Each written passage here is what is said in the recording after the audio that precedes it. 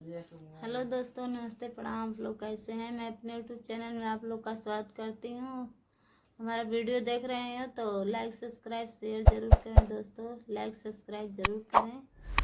और मैं आप लोग को एक देवी, बहुत सुंदर देवी गीत है, मैं सुनाऊंगी। अच्छा लगे तो कमेंट में ज़रूर बताना कि देवी गीत कैसा लगा, और सब्सक्राइब ज़रूर करें।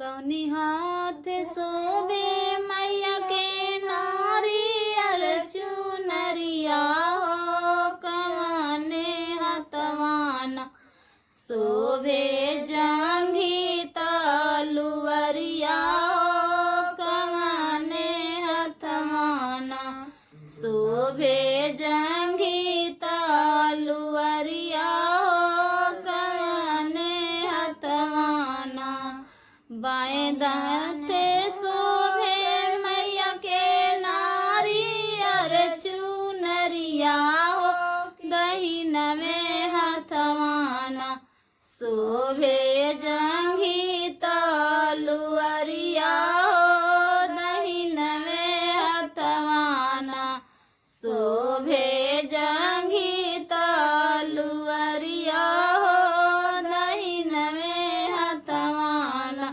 ओढ़ी पहिरी मैया के सुतली ओ सरवा की बाग सिंघाना, छीने नारियल चुनरिया हो की बाग सिंघाना, छीने नारियल चुनरिया हो की बाग सिंघाना, बघवा के मारी मैया करली बिछवना हो, चिरैया मर के ना मैया करली खेलवना हो, चिरैया मर के ना मैया करेली खेलवना हो, चिरैया मर